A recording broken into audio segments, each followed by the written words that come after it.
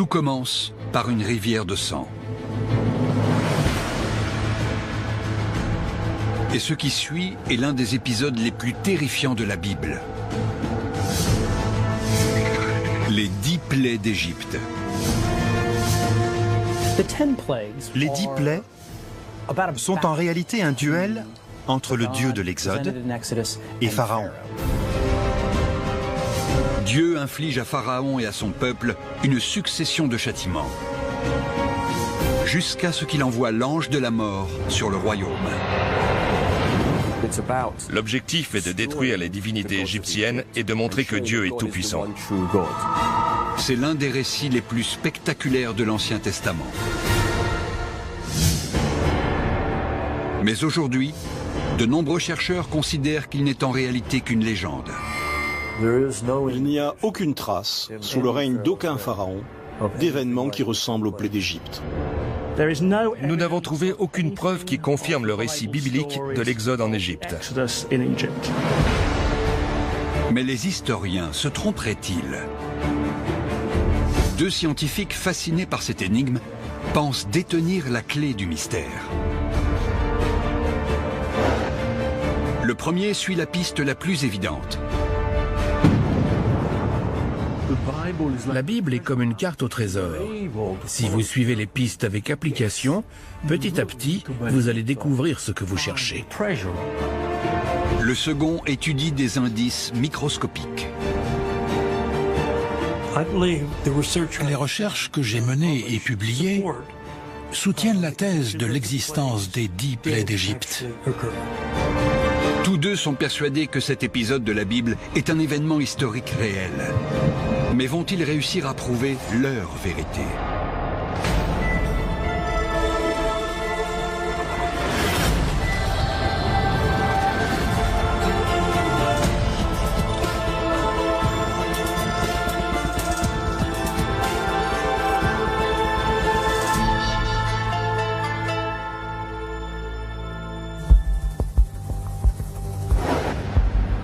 New York, 1994.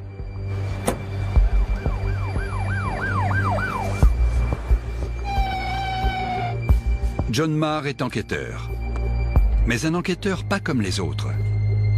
Il dirige le service d'épidémiologie du département de santé publique de l'État. Sa mission? Traquer et éradiquer les virus pour empêcher la contamination. Un épidémiologiste analyse le schéma de contagion d'une maladie et tente de la catégoriser en fonction de l'époque, du lieu et des individus. J'essaie d'expliquer pourquoi certaines personnes sont infectées et d'autres non.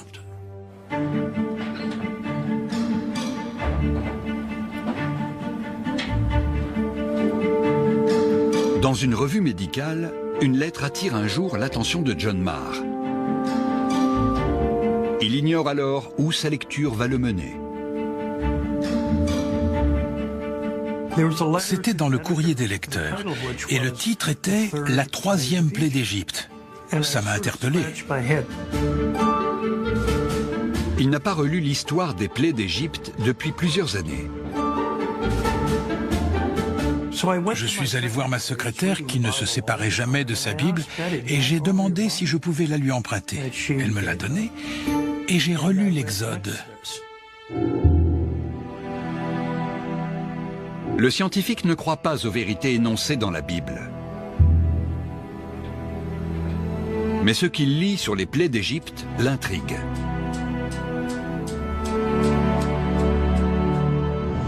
Je me suis dit, mais bien sûr, la majorité d'entre elles a une explication scientifique.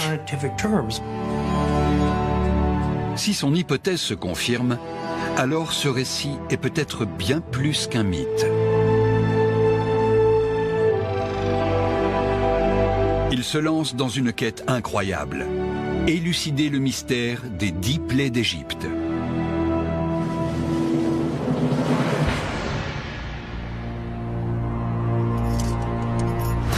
Dans l'Ancien Testament, les Hébreux sont réduits en esclavage par les pharaons pendant plusieurs générations. Dieu s'adresse à Moïse depuis un buisson ardent. Il lui demande de repartir en Égypte libérer son peuple. Mais le roi refuse d'accéder à la requête de Moïse. Pour le faire changer d'avis, Dieu inflige 10 plaies à son peuple et à son royaume.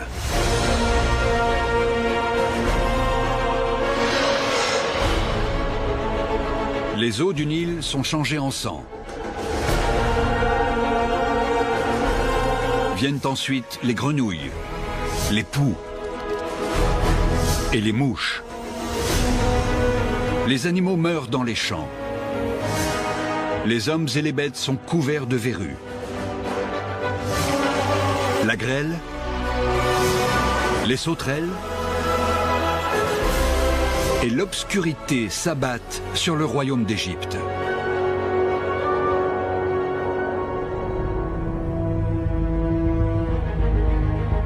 Vient enfin le dernier et le plus atroce des châtiments, la 10e plaie, la mort des premiers-nés.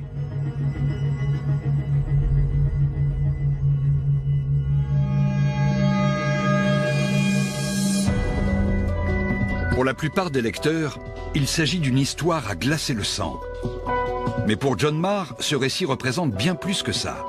Pour lui, cette énigme épidémiologique est un défi. Il doit répondre à une première question. Y a-t-il des preuves que l'épisode des plaies d'Égypte s'est réellement produit? La première chose que fait un épidémiologiste, quand il y a suspicion d'épidémie, est de déterminer si c'en est bien une. En Égypte, les Hébreux vivent sur la terre de Goshen.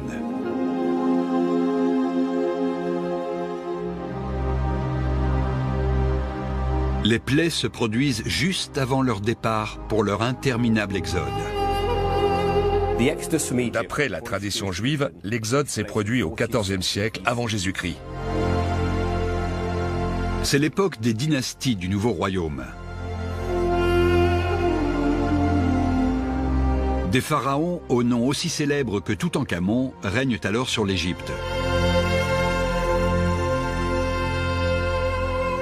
Mais en dehors de la Bible, il n'existe aucune preuve tangible de ces événements.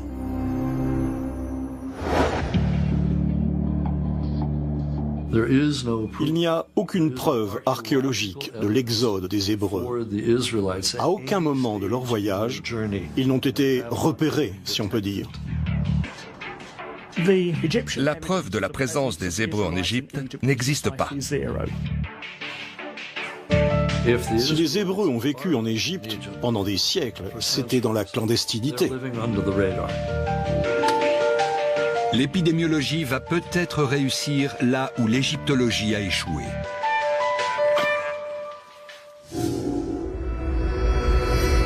John Marr doit commencer par expliquer la première plaie.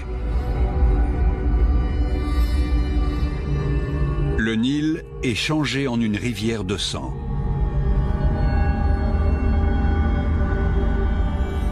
Moïse, avec l'aide d'Aaron, change les eaux du Nil en sang. Le fleuve devient rouge et a la consistance du sang. Manifestement, ça ne peut pas être au sens propre, mais peut-être au sens figuré. Si c'est au sens figuré, pourquoi le plus long fleuve au monde est-il devenu rouge?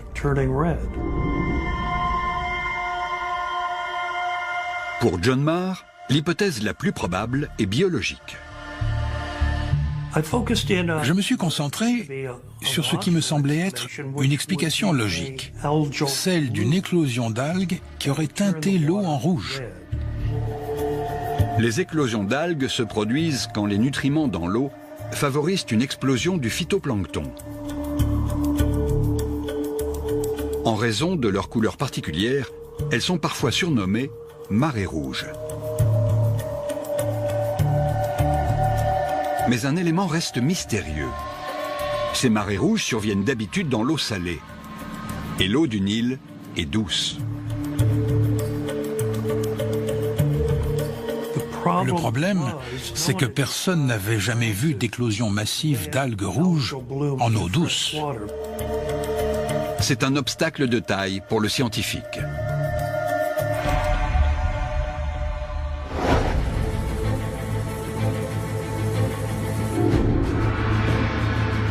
Mais des mois plus tard, alors qu'il regarde le journal télévisé, la chance tourne. Une catastrophe aujourd'hui en Caroline du Nord. Des algues hautement toxiques envahissent une rivière. Les habitants craignent qu'elles ne soient nocives pour leur santé.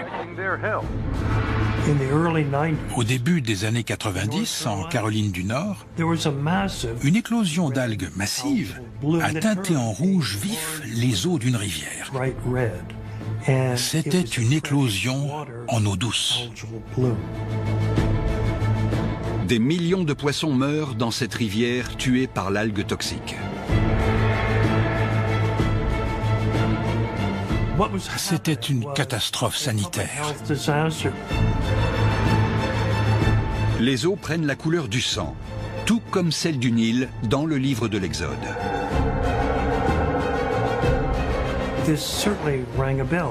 J'ai eu le déclic. Cet exemple concret, survenu à cette époque en Caroline du Nord, apportait une explication scientifique rationnelle à ce fleuve changé en sang.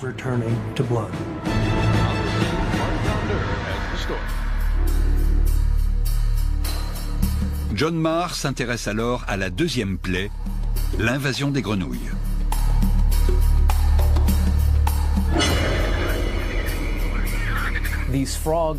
Ces grenouilles ont surgi du Nil et envahi le royaume, jusqu'au palais de Pharaon, sa chambre, son lit. Pourquoi les grenouilles de la Bible sont-elles sorties du fleuve? Pour John Marr, la réponse est évidente. Elles fuient le Nil empoisonné. Les algues rouges étaient nuisibles pour les poissons, mais ils ne pouvaient pas sortir de l'eau. Les grenouilles étaient libres de fuir, et c'est ce qu'elles ont fait. Pour survivre, la peau des grenouilles doit toujours rester humide. Privées de leur milieu naturel et affaiblies par l'algue toxique, elles meurent les unes après les autres. Elles pourrissent et se décomposent sous le soleil brûlant d'Égypte. Tous les facteurs sont réunis pour la troisième plaie.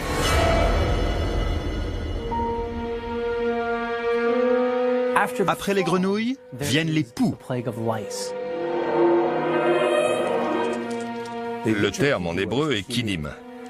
Cela peut faire référence à un pou, mais aussi à un insecte rampant qui vit dans la poussière. Ces insectes envahissent la cité. Et comme les poux, s'en prennent aux humains et commencent à les piquer. Il n'y avait pas encore de classification d'insectes à l'époque de l'Exode. Mais John Marr sait que des parasites qui s'attaquent à la fois aux hommes et aux animaux ne peuvent pas être des poux. Les insectes, comme les moustiques, piquent tout ce qui est chaud et vivant, les animaux comme les hommes. Mais les poux sont une espèce bien spécifique. Le pou de l'humain ne touche que les hommes. John Marr est persuadé qu'une autre catégorie d'insectes correspond à cette description. Les phlébotomes. On les voit à peine quand ils nous piquent, mais on les sent. Il pense avoir trouvé l'explication de la troisième plaie. Il peut désormais s'atteler à l'énigme suivante.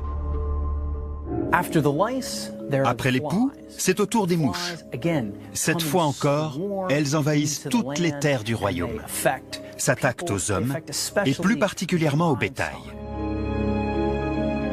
La Bible ne laisse ici aucune place au doute. Il est question de nuées de mouches. Mais John Marr découvre qu'il en existe plusieurs sous-espèces en Égypte. Toutes ne piquent pas et ne se déplacent pas en essaim. Il y a les mouches domestiques, les tans, les mouches charbonneuses, les simulis, les phlébotomes, les mouches bleues et vertes, De quelle mouche s'agissait-il? La piqûre était douloureuse. Je pouvais éliminer les mouches domestiques car elles ne piquent pas. Je pouvais éliminer les tans qui piquent mais ne se déplacent pas en essaim. Au bout du compte, il ne restait qu'une conclusion logique, les mouches charbonneuses.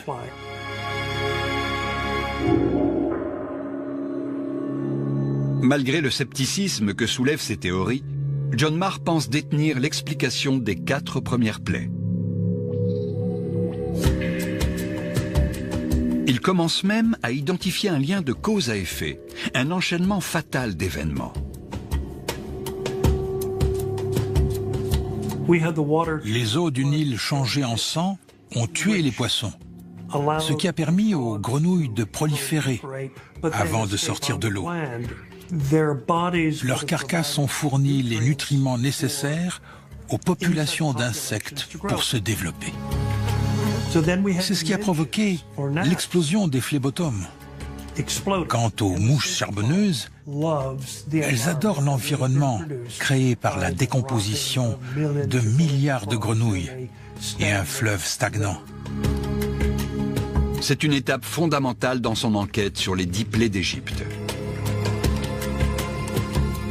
À ce stade, une image m'est venue. Les plaies numéros 1, 2, 3 et 4 m'apparaissaient aussi intimement liées que des perles enfilées sur un fil très fin. Des perles qui s'enchaînaient parfaitement. Si John Marr voit juste, ce lien de cause à effet devrait conduire au tout dernier châtiment.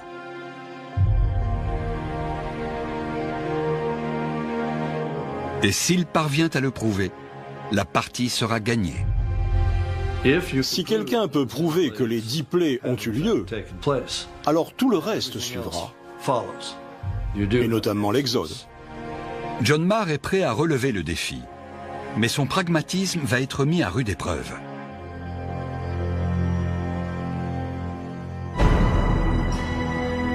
Dans le livre de l'Exode, Pharaon refuse obstinément de libérer les Hébreux malgré les 4 premières plaies.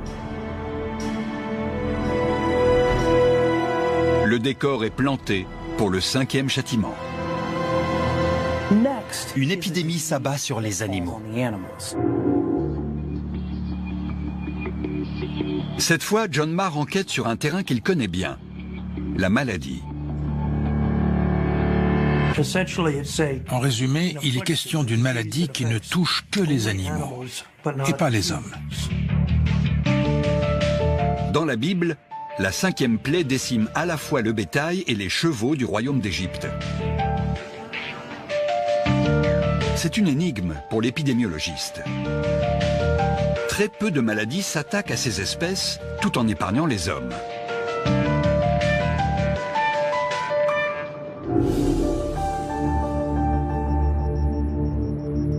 John Marr creuse davantage. Il cherche un indice dans les plaies précédentes qui pourrait expliquer la 5e. Et il découvre 2 maladies animales qui ont une origine commune. Une piqûre de phlébotome. Une maladie appelée la langue bleue, qui touche les ruminants, et la peste équine africaine. Ces 2 maladies sont très souvent fatales et très contagieuses. Et les 2 sont transmises par une piqûre de phlébotome. John Marr pense avoir diagnostiqué la 5e plaie, la peste équine africaine et la maladie de la langue bleue. L'enchaînement inexorable se poursuit. À ce stade, tout paraissait logique.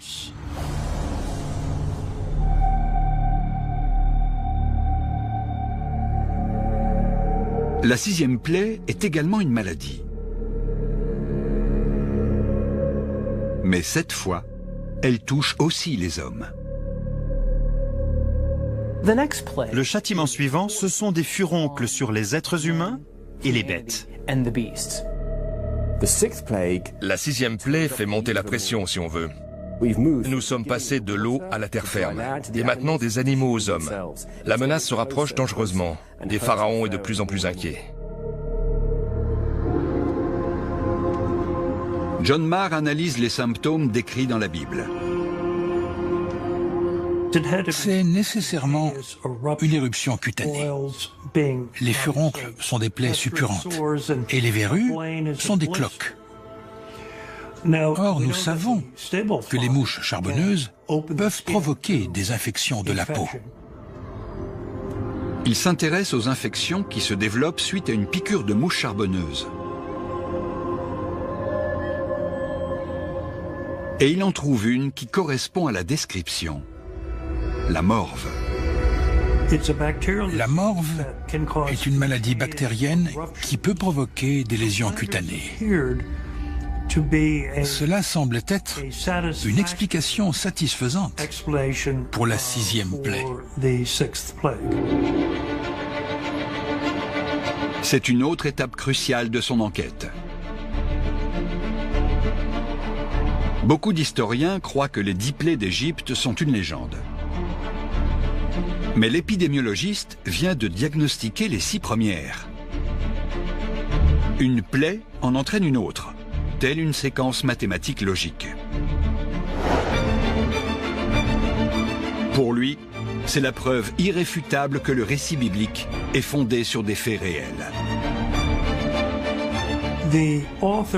L'auteur ignorait tout des bactéries. Il ne pouvait pas savoir que c'était une succession d'événements logiques. Donc, cela me paraissait très probable que ces faits aient réellement eu lieu et aient été décrits avec précision.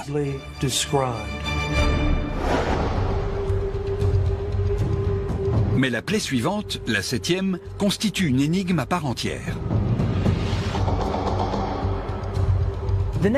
Le châtiment suivant est la grêle.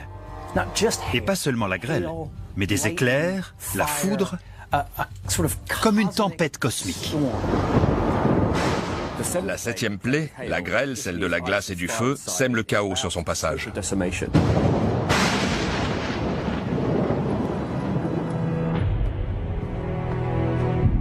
Cette fois, John Marr est dans une impasse.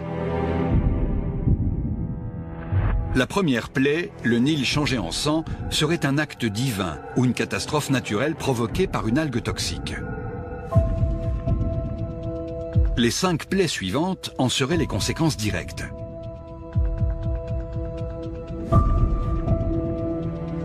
Mais rien ne semble lier les 6 premières à celle de la grêle.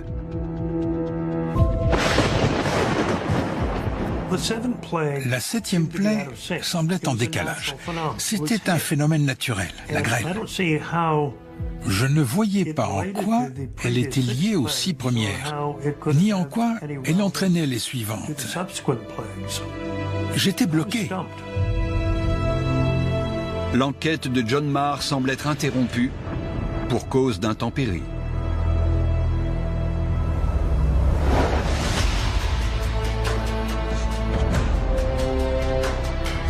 À Toronto, au Canada, un autre scientifique s'intéresse de près aux 10 plaies d'Égypte. Ciro Trevisanato est biologiste moléculaire. Il décide de mener sa propre enquête après avoir lu différentes hypothèses sur Internet. Au début d'Internet, beaucoup de gens parlaient des plaies d'Égypte car c'était un épisode passionnant et spectaculaire de la Bible. Ça m'intéressait aussi.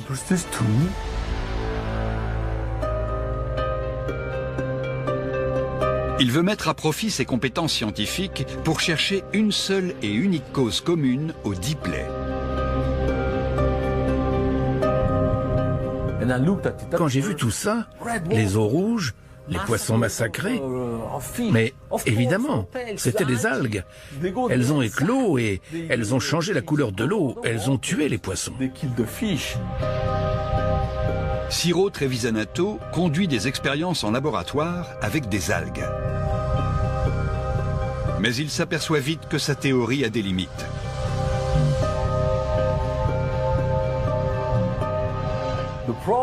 Le problème avec cette explication, c'est qu'elle est tronquée. Elle ne va nulle part. Tôt ou tard, je me retrouve bloqué, ou je me heurte à un mur. Lui aussi se retrouve dans une impasse.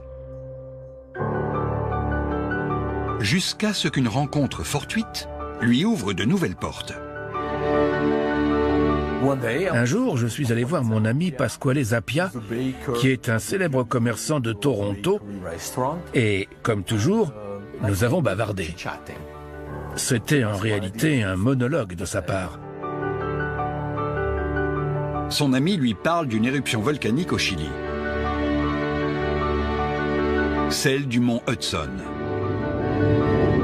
Son panache volcanique immense a traversé la cordillère des Andes et atteint l'Argentine. Dans les étendues sauvages de la Patagonie, il a provoqué le chaos. La matière volcanique a franchi les Andes jusqu'en Argentine et est retombée.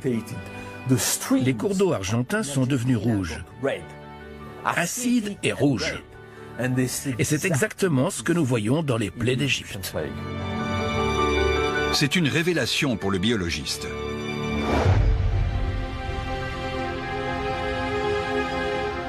Je me suis dit que la première plaie avait dû être causée par une éruption volcanique. Au moins, il y avait un lien. La question était de savoir si la deuxième plaie pouvait s'enchaîner à partir de là. La deuxième plaie est celle des grenouilles.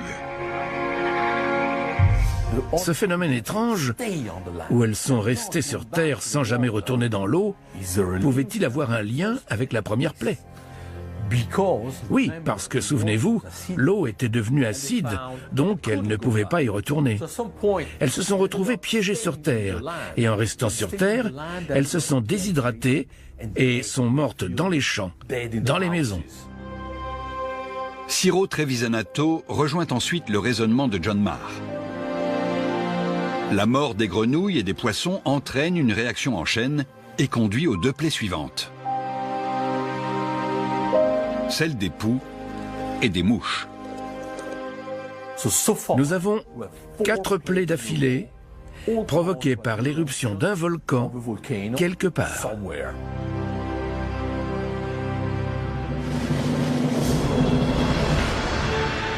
Il n'y a pas de volcan en Égypte, mais de l'autre côté de la Méditerranée se dresse l'un des plus actifs de l'âge du bronze.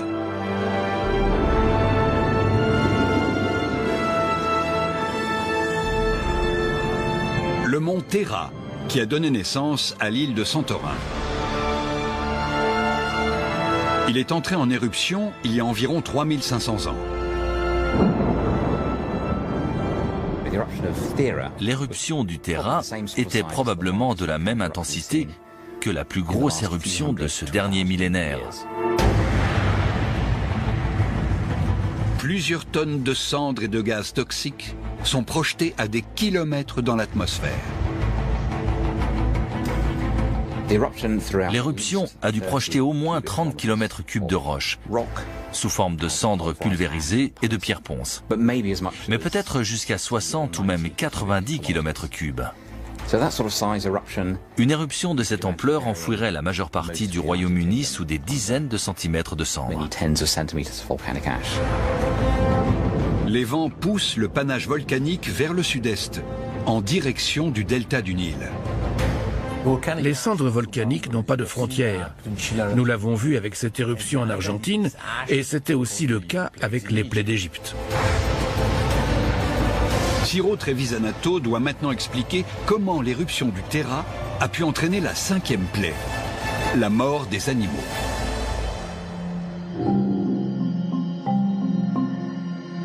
Comme John Marr en lui, le biologiste examine les espèces mentionnées dans la Bible. Nous avons tendance à penser qu'il s'agissait de tous les animaux. Mais si j'étudie le texte attentivement, je remarque un détail très important. Ce n'étaient que des herbivores. Et comme John Marr l'a découvert, les herbivores sont exposés à des maladies spécifiques. Mais ils mangent tous la même chose, de l'herbe. Un panache volcanique toxique aurait-il pu contaminer les pâturages d'Égypte? Ciro Trevisanato pense que oui. Ces premières pluies sont extrêmement acides et chargées de substances toxiques. L'herbe absorbe immédiatement cette eau et cette eau est empoisonnée. Les herbivores mangent cette herbe, donc ils mangent du poison. Et ils en meurent. Avec l'hypothèse du volcan, Ciro Trevisanato suit une piste divergente. Mais une éruption peut-elle expliquer la 6e plaie? Des furoncles sur les hommes et les bêtes. Un panache volcanique peut contenir du dioxyde de soufre. Et s'il pleut lors de son explosion, le soufre se mêle à l'eau. Le mélange produit de l'acide sulfurique.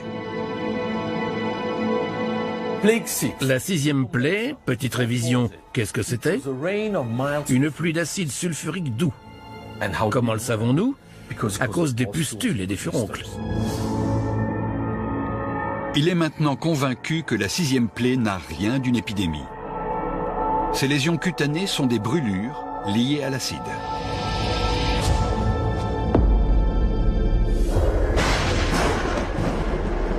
Il se penche maintenant sur la 7e plaie, la grêle. Celle qui a arrêté John Marr dans sa course. La 7e plaie, la grêle, est-elle liée à l'éruption volcanique? La réponse est oui. Une partie des cendres flotte encore dans l'air. Il n'y a pas seulement un énorme orage et des pluies d'acide sulfurique. Il peut aussi y avoir d'autres précipitations. Le biologiste est persuadé que sa théorie fournit une explication à la grêle qui s'est abattue sur l'Égypte. Pour lui, les raisons des 7 premières plaies sont sans équivoque. Elles ont toutes été provoquées par l'éruption du mont Terra.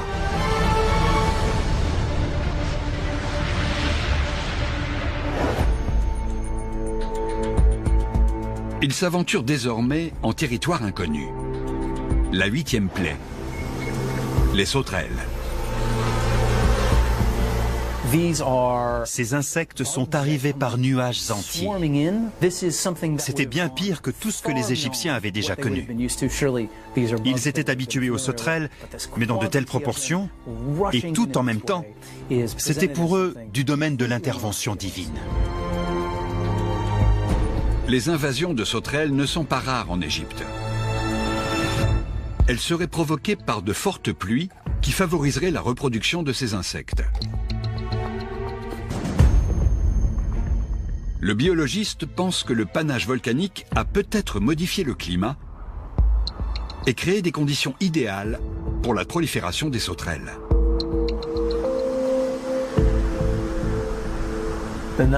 Nous avons maintenant un taux d'humidité en Égypte qui n'est pas normal. Il est bien plus élevé. Et parce qu'il y a plus d'humidité, certains organismes invertébrés prolifèrent dans ce type d'environnement. Cela pourrait expliquer la 8e plaie. Plus que 2. Le biologiste s'attaque à la 9e plaie. L'obscurité palpable, les ténèbres. La 9e plaie est celle de l'obscurité, tellement dense que les Égyptiens auraient pu la toucher. Ils ne pouvaient pas bouger, ils étaient paralysés et ne pouvaient rien faire. Ce n'est pas l'obscurité telle que nous la connaissons. Cela n'a rien à voir avec la tombée de la nuit. A priori, la poussière d'un panache volcanique pourrait expliquer ce phénomène. Mais Ciro Trevisanato se heurte à un obstacle. Les ténèbres surviennent trop tard dans la séquence logique. C'était une obscurité palpable. Donc, je me suis gratté la tête et le peu de cheveux qui me restent, et je me suis dit, pourquoi c'est la 9e plaie? Elle devrait être au début. Ça devrait être la première. C'est un revers pour le biologiste. Peut-être fait-il fausse route depuis le début.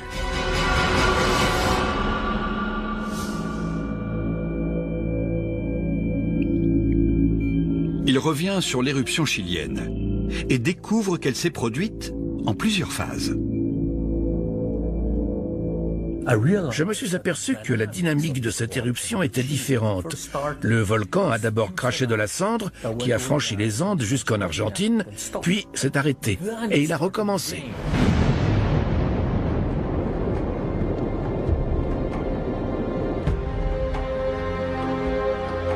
Cela s'appelle une éruption en 2 phases. La façon dont les cendres se sont déposées indique que l'éruption du mont Terra s'est peut-être déroulée de la même manière. La première éruption aurait projeté un panache de cendres et de fumée au-delà de la mer Méditerranée, droit sur l'Égypte. Les pluies acides auraient teinté le Nil de rouge et les 8 premières plaies auraient suivi. Puis, la seconde phase de l'éruption aurait généré un autre panache qui aurait obstrué les rayons du soleil et créé cette obscurité palpable. Grâce à cette information, la 9e plaie s'expliquait aussi. Et je pouvais faire le lien avec les 8 premières. J'avais maintenant un enchaînement complet de 1 à 9, provoqué par une origine commune qui confirmait l'hypothèse d'une éruption en 2 phases. Ciro Trevisanato est ravi. Il n'en reste plus qu'une. Il est peut-être sur le point d'élucider le mystère des 10 plaies d'Égypte.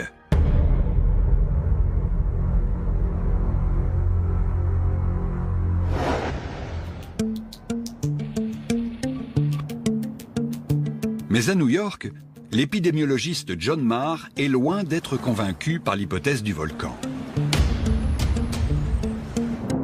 L'éruption du mont Terra remonterait à l'an 1600 avant notre ère. Mais la plupart des historiens placent l'Exode au XIVe siècle avant notre ère, soit plus de 200 ans plus tôt.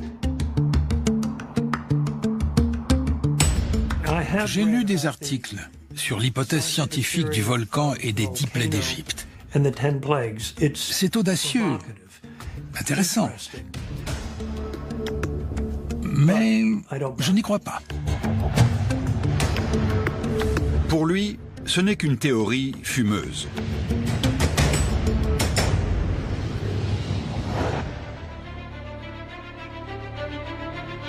John Marr reprend son enquête épidémiologique. Pour l'instant, il explique les 6 premières plaies par une éclosion d'algues toxiques dans le Nil qui aurait provoqué une réaction en chaîne. Ce phénomène serait la conséquence d'une catastrophe naturelle et non d'une intervention divine. Ce qui est peut-être aussi le cas des 7e et 8e plaies. John Marr découvre que la grêle s'abat parfois sur l'Égypte sans panache volcanique. Il s'est lui-même retrouvé piégé sous une averse violente dans un champ du Montana. J'ai essuyé pendant une demi-heure des grêlons de la taille de boules de naphtaline et je me suis retrouvé couvert de bleu. Si la grêle peut être aussi dévastatrice aux États-Unis, une averse encore plus violente en Égypte pourrait expliquer la 7e plaie. Il s'intéresse alors à la plaie suivante, l'invasion de sauterelles. Il découvre que ce phénomène peut se produire naturellement un peu partout en Afrique, généralement après des pluies abondantes, suivies d'une vague de sécheresse. Des milliards de sauterelles peuvent envahir le ciel en pleine journée. Elles sont voraces et elles ont sans doute décimé les récoltes des Égyptiens. Comme la grêle, les sauterelles semblent avoir une explication naturelle.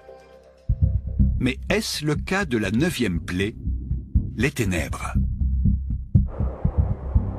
C'était une obscurité palpable, qu'on pouvait presque toucher et sentir. Ce n'était pas comme devenir aveugle, c'était quelque chose dans l'air, dans l'atmosphère.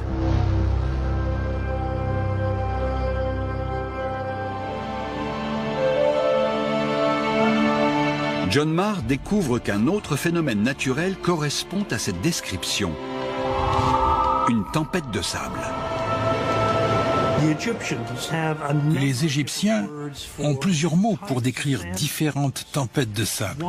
L'un d'eux est Khamsin. Cette tempête se produit au printemps et le sable est comme du sucre en poudre. C'est très intéressant, car il peut s'infiltrer par des portes et des fenêtres fermées. John Marr vient d'expliquer l'épisode des ténèbres sans invoquer une éruption volcanique. Il a résolu l'énigme des 9 premières plaies. Il n'en reste plus qu'une.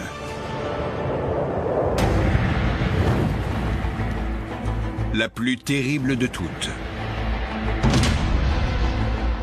Dieu envoie l'ange de la mort sur le royaume d'Égypte. La 10e plaie est la suite logique, la destruction ultime. La dernière plaie, la plus célèbre de toutes, est la mort des premiers-nés. Moïse prévient Pharaon que tous les premiers-nés d'Égypte seront tués. Cette prophétie terrifiante est commémorée chaque année lors de la fête juive de Pessah. Même les Hébreux sont exposés à cette menace. Ils doivent se livrer à un rituel particulier, répandre du sang devant leurs portes, pour que l'ange de la mort, en arrivant en Égypte, ne tue pas leur premier-né.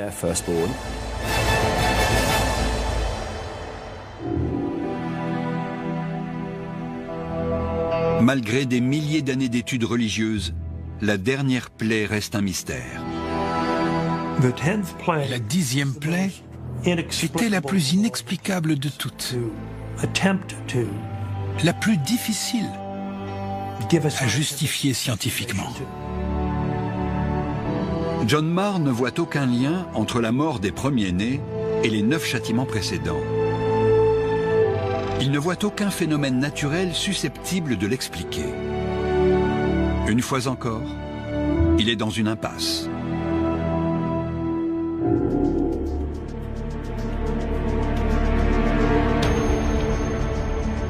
À Toronto, Ciro Trevisanato est toujours persuadé que l'éruption du mont Terra est responsable de ces événements. Malgré ses détracteurs, il continue d'affirmer que les dates correspondent.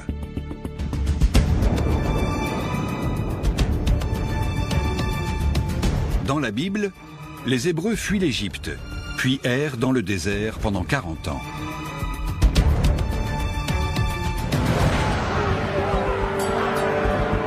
Vient ensuite la destruction de la cité de Jéricho, datée de l'an 1560 avant notre ère.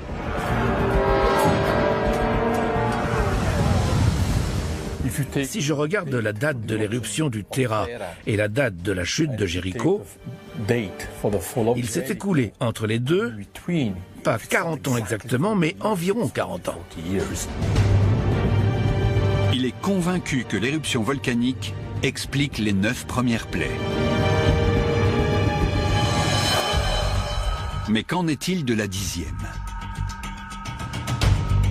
Le biologiste écarte les causes naturelles telles que la maladie. Dans le cas d'une maladie qui tue par exemple les enfants, tous les enfants sont atteints, pas seulement les premiers-nés. Une bactérie ou un virus ne fait pas de distinction entre le premier ou le deuxième enfant.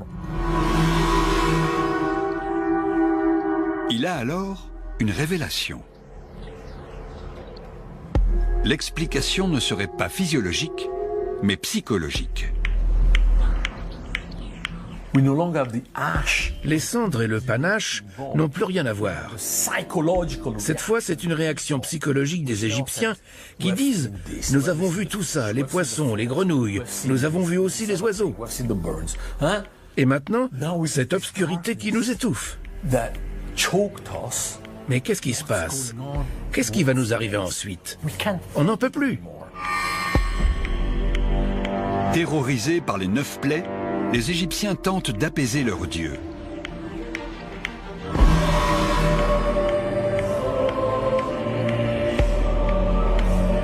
Les sacrifices humains ne sont pas rares dans l'Égypte ancienne. Par exemple, Les pharaons faisaient tuer leurs serviteurs pour les accompagner dans l'au-delà. Les historiens estiment que cette pratique a pris fin des centaines d'années avant la première plaie. Mais il restait peut-être des exceptions. Dans un contexte ordinaire, ils faisaient des sacrifices ordinaires. Mais cela n'avait rien d'un contexte ordinaire. Il fallait faire des sacrifices différents. Ils devaient sacrifier ce qu'ils avaient de plus proche, de plus cher. Leur premier-né. C'est une explication lugubre. Un sacrifice à grande échelle.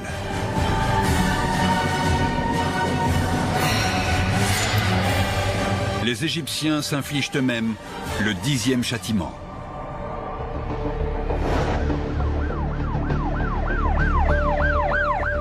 À New York, John Marr est lui aussi près du but. Pour l'instant, il a expliqué 9 plaies.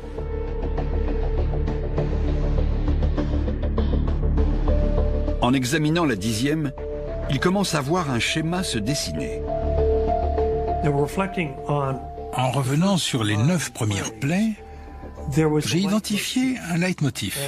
Le point commun était la mise en danger de la source de nourriture et de la santé des Égyptiens. John Marr comprend soudain. La 10e plaie pourrait être une intoxication alimentaire.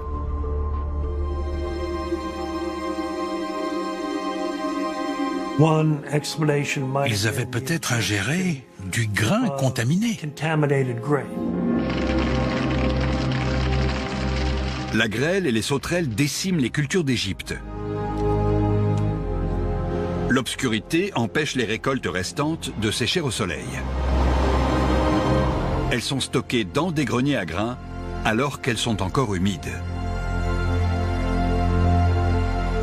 C'étaient les conditions parfaites pour la prolifération de champignons.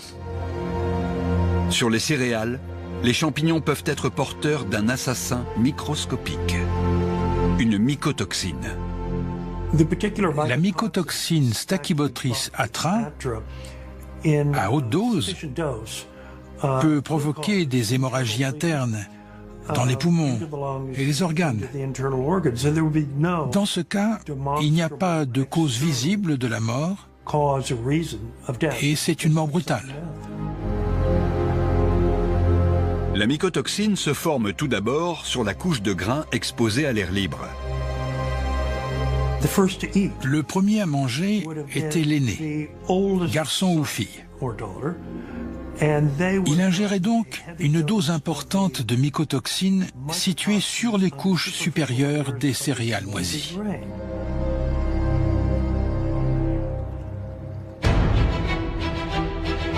C'est une conclusion glaçante. La séquence logique de John Marr se solde par une fin tragique.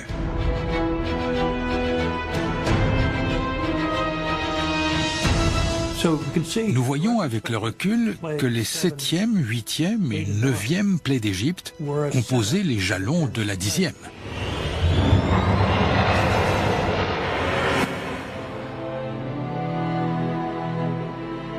C'est la fin d'une longue enquête. Bien que ces deux scientifiques aient suivi des pistes différentes, ils s'entendent sur une même conclusion. L'histoire des plaies d'Égypte, écrite il y a des milliers d'années, est trop précise pour n'être que pure fiction. Je suis prêt à mettre ma main au feu et à jurer que les plaies d'Égypte sont fondées sur des faits réels.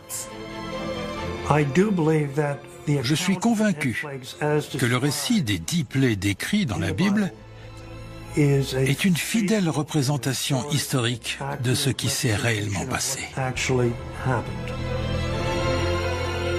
Quant à savoir si les 10 plaies ont été provoquées par des catastrophes naturelles ou par la volonté de Dieu, cette question reste pour l'heure un mystère.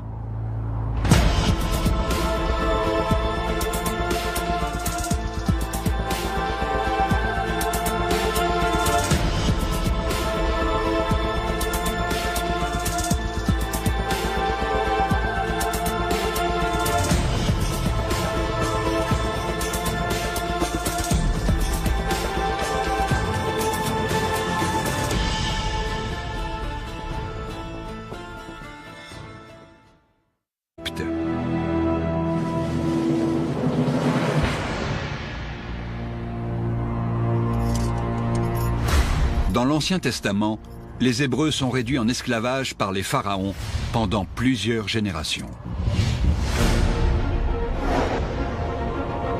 Dieu s'adresse à Moïse depuis un buisson ardent. Il lui demande de repartir en Égypte libérer son peuple. Mais le roi refuse d'accéder à la requête de Moïse. Pour le faire changer d'avis, Dieu inflige 10 plaies à son peuple et à son royaume.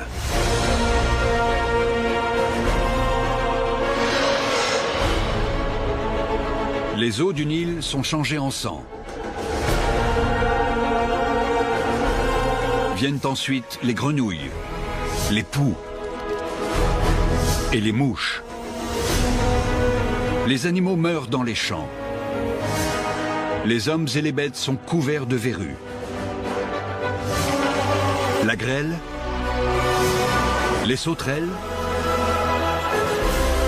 et l'obscurité s'abattent sur le royaume d'Égypte.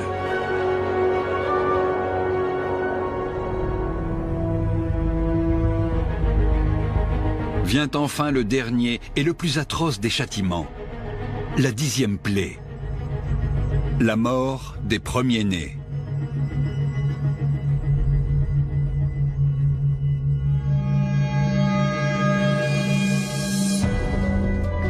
Pour la plupart des lecteurs, il s'agit d'une histoire à glacer le sang. Mais pour John Marr, ce récit représente bien plus que ça. Pour lui, cette énigme épidémiologique est un défi. Il doit répondre à une première question. Y a-t-il des preuves que l'épisode des plaies d'Égypte s'est réellement produit? La première chose que fait un épidémiologiste, quand il y a suspicion d'épidémie, est de déterminer si c'en est bien une.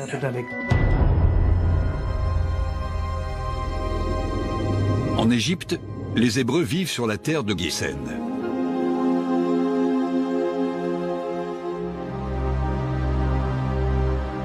Les plaies se produisent juste avant leur départ pour leur interminable exode. D'après la tradition juive, l'exode s'est produit au XIVe siècle avant Jésus-Christ. C'est l'époque des dynasties du Nouveau Royaume. Des pharaons au nom aussi célèbre que Toutankhamon règnent alors sur l'Égypte. Mais en dehors de la Bible, il n'existe aucune preuve tangible de ces événements.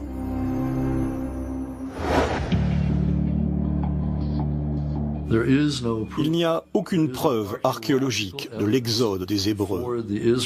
À aucun moment de leur voyage, ils n'ont été repérés, si on peut dire. La preuve de la présence des Hébreux en Égypte n'existe pas. Si les Hébreux ont vécu en Égypte pendant des siècles, c'était dans la clandestinité. L'épidémiologie va peut-être réussir là où l'égyptologie a échoué.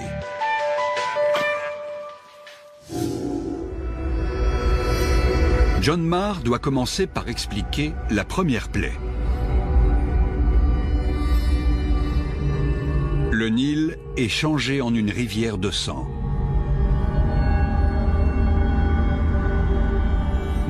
Moïse, avec l'aide d'Aaron, change les eaux du Nil en sang. Le fleuve devient rouge et a la consistance du sang. Manifestement, ça ne peut pas être au sens propre, mais peut-être au sens figuré. Si c'est au sens figuré, pourquoi le plus long fleuve au monde est-il devenu rouge? Pour John Marr, l'hypothèse la plus probable est biologique. Je me suis concentré sur ce qui me semblait être une explication logique, celle d'une éclosion d'algues qui aurait teinté l'eau en rouge. Les éclosions d'algues se produisent quand les nutriments dans l'eau favorisent une explosion du phytoplancton. En raison de leur couleur particulière, elles sont parfois surnommées marées rouges. Mais un élément reste mystérieux. Ces marées rouges surviennent d'habitude dans l'eau salée. Et l'eau du Nil est douce. Le problème, c'est que personne n'avait jamais vu d'éclosion massive d'algues rouges en eau douce. C'est un obstacle de taille pour le scientifique.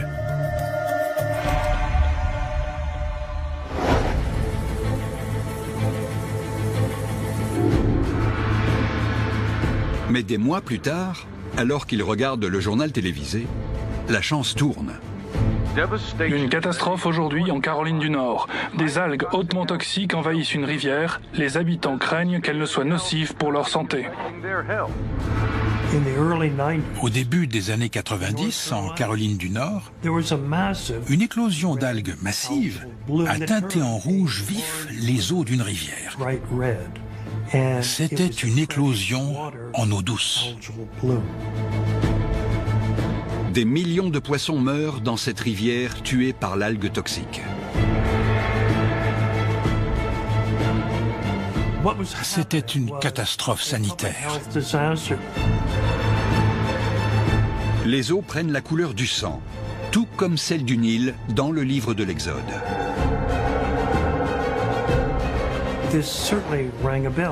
J'ai eu le déclic. Cet exemple concret, survenu à cette époque en Caroline du Nord, apportait une explication scientifique rationnelle à ce fleuve changé en sang.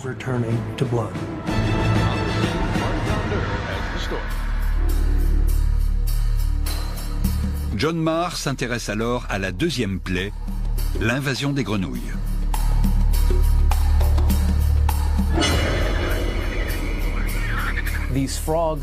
Ces grenouilles ont surgi du Nil et envahi le royaume, jusqu'au palais de Pharaon, sa chambre, son lit. Pourquoi les grenouilles de la Bible sont-elles sorties du fleuve? Pour John Marr, la réponse est évidente. Elles fuient le Nil empoisonné. Les algues rouges étaient nuisibles pour les poissons, mais ils ne pouvaient pas sortir de l'eau. Les grenouilles étaient libres de fuir, et c'est ce qu'elles ont fait. Pour survivre, la peau des grenouilles doit toujours rester humide. Privées de leur milieu naturel et affaiblies par l'algue toxique, elles meurent les unes après les autres. Elles pourrissent et se décomposent sous le soleil brûlant d'Égypte. Tous les facteurs sont réunis pour la troisième plaie.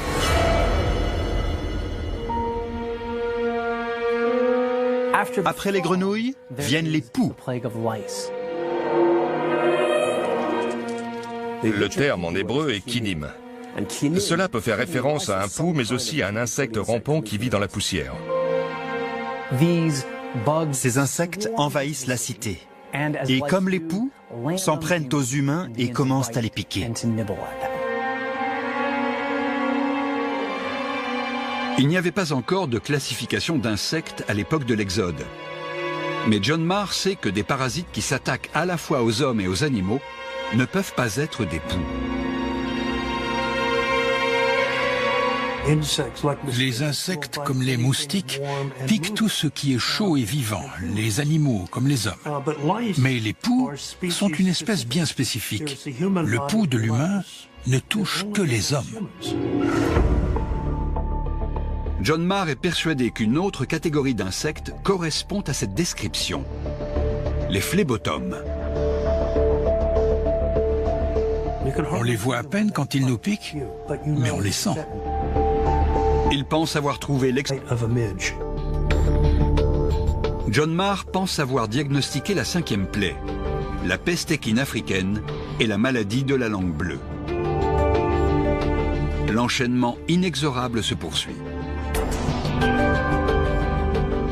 À ce stade, tout paraissait logique.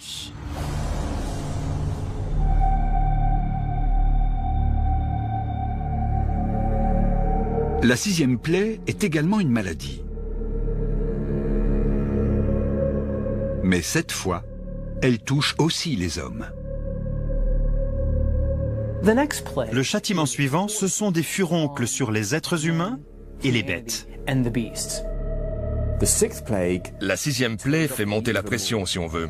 Nous sommes passés de l'eau à la terre ferme, et maintenant des animaux aux hommes.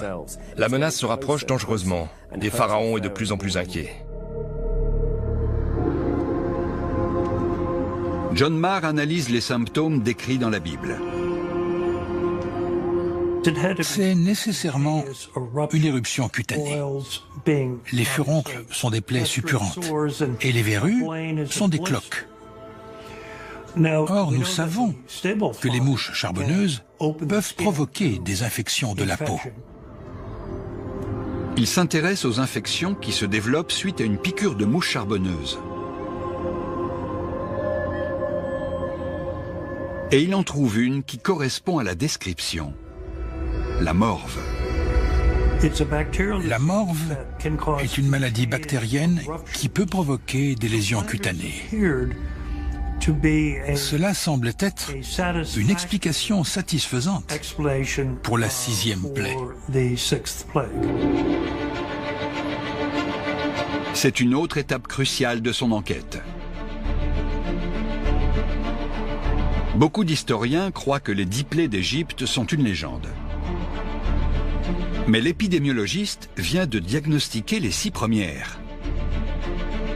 Une plaie en entraîne une autre, telle une séquence mathématique logique. Pour lui, c'est la preuve irréfutable que le récit biblique est fondé sur des faits réels. L'auteur ignorait tout des bactéries. Il ne pouvait pas savoir que c'était une succession d'événements logiques.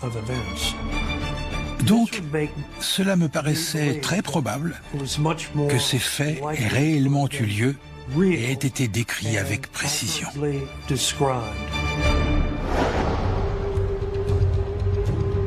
Mais la plaie suivante, la 7e, constitue une énigme à part entière. Le châtiment suivant est la grêle. Et pas seulement la grêle, mais des éclairs, la foudre, comme une tempête cosmique. La 7e plaie, la grêle, celle de la glace et du feu, sème le chaos sur son passage.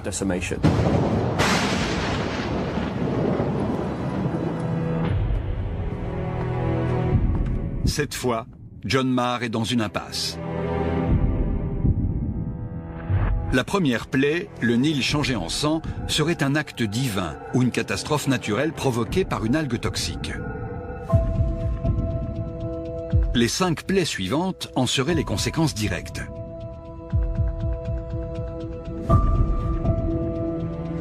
Mais rien ne semble lier les 6 premières à celle de la grêle.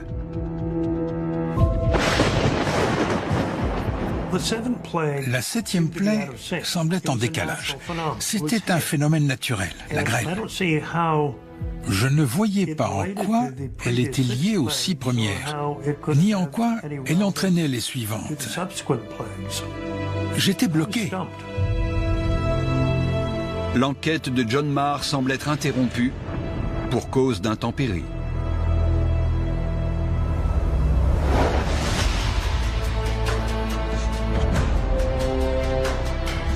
À Toronto, au Canada, un autre scientifique s'intéresse de près aux 10 plaies d'Égypte. Ciro Trevisanat. Tout commence par une rivière de sang. Et ce qui suit est l'un des épisodes les plus terrifiants de la Bible. Les 10 plaies d'Égypte. Les 10 plaies sont en réalité un duel entre le Dieu de l'Exode et Pharaon.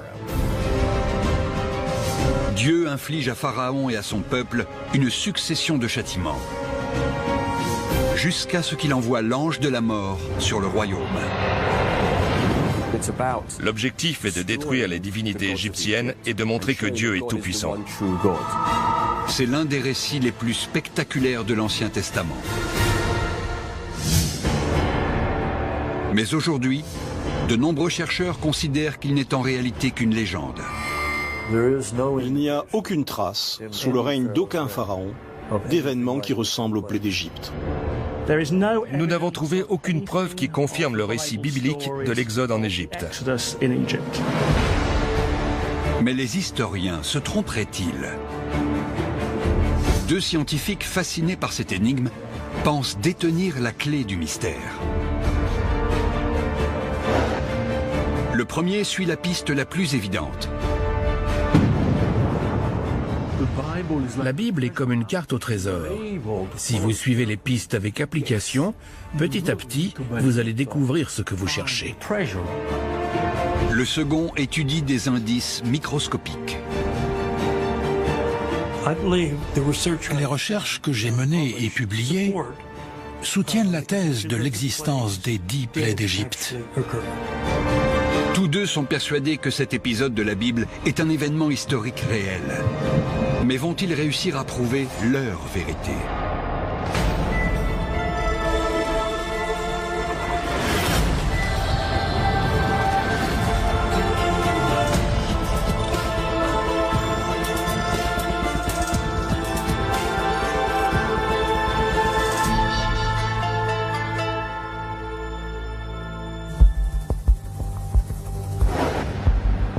New York, 1994.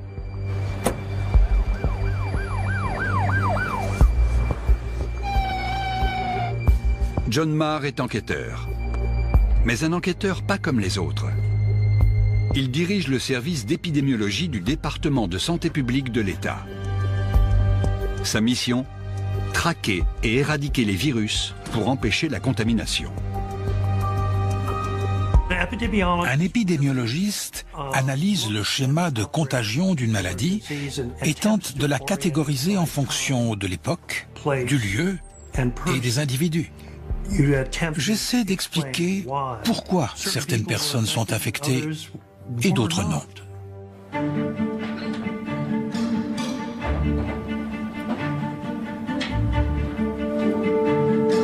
Dans une revue médicale, une lettre attire un jour l'attention de John Marr.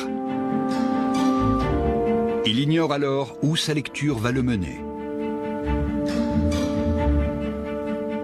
C'était dans le courrier des lecteurs, et le titre était « La troisième plaie d'Égypte ». Ça m'a interpellé. Il n'a pas relu l'histoire des plaies d'Égypte depuis plusieurs années. Je suis allé voir ma secrétaire qui ne se séparait jamais de sa Bible et j'ai demandé si je pouvais la lui emprunter. Elle me l'a donnée et j'ai relu l'Exode. Le scientifique ne croit pas aux vérités énoncées dans la Bible. Mais ce qu'il lit sur les plaies d'Égypte l'intrigue.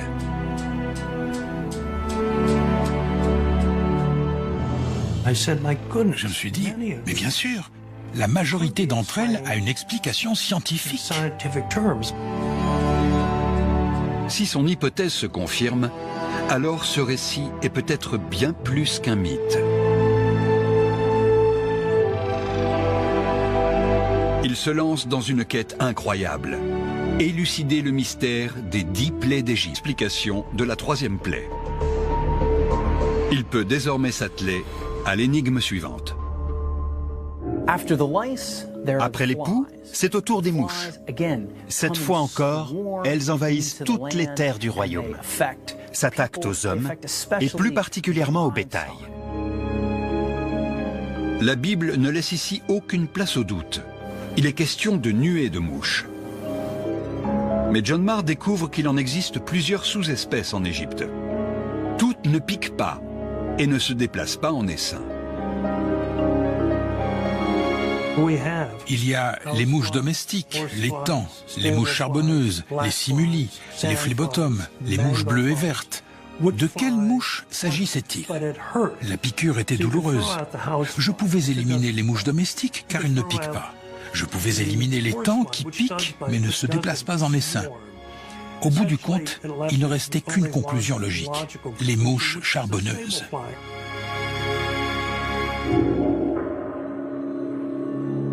Malgré le scepticisme que soulèvent ces théories, John Marr pense détenir l'explication des 4 premières plaies. Il commence même à identifier un lien de cause à effet, un enchaînement fatal d'événements. Les eaux du Nil changées en sang ont tué les poissons, ce qui a permis aux grenouilles de proliférer avant de sortir de l'eau. Leurs carcasses ont fourni les nutriments nécessaires aux populations d'insectes pour se développer. C'est ce qui a provoqué l'explosion des phlébotomes. Quant aux mouches charbonneuses, elles adorent l'environnement créé par la décomposition de milliards de grenouilles et un fleuve stagnant. C'est une étape fondamentale dans son enquête sur les 10 plaies d'Égypte. À ce stade, une image m'est venue. Les plaies numéros 1, 2, 3 et 4 m'apparaissaient aussi intimement liées que des perles enfilées sur un fil très fin. Des perles qui s'enchaînaient parfaitement. Si John Marr voit juste, ce lien de cause à effet devrait conduire au tout dernier châtiment.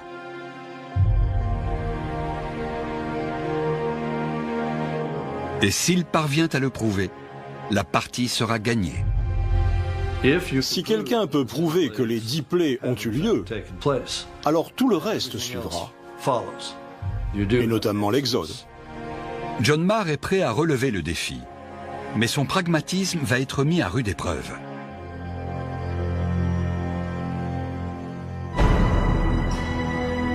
Dans le livre de l'Exode, Pharaon refuse obstinément de libérer les Hébreux malgré les 4 premières plaies. Le décor est planté pour le 5e châtiment. Une épidémie s'abat sur les animaux. Cette fois, John Marr enquête sur un terrain qu'il connaît bien, la maladie. En résumé, il est question d'une maladie qui ne touche que les animaux et pas les hommes. Dans la Bible, la 5e plaie décime à la fois le bétail et les chevaux du royaume d'Égypte. C'est une énigme pour l'épidémiologiste. Très peu de maladies s'attaquent à ces espèces tout en épargnant les hommes.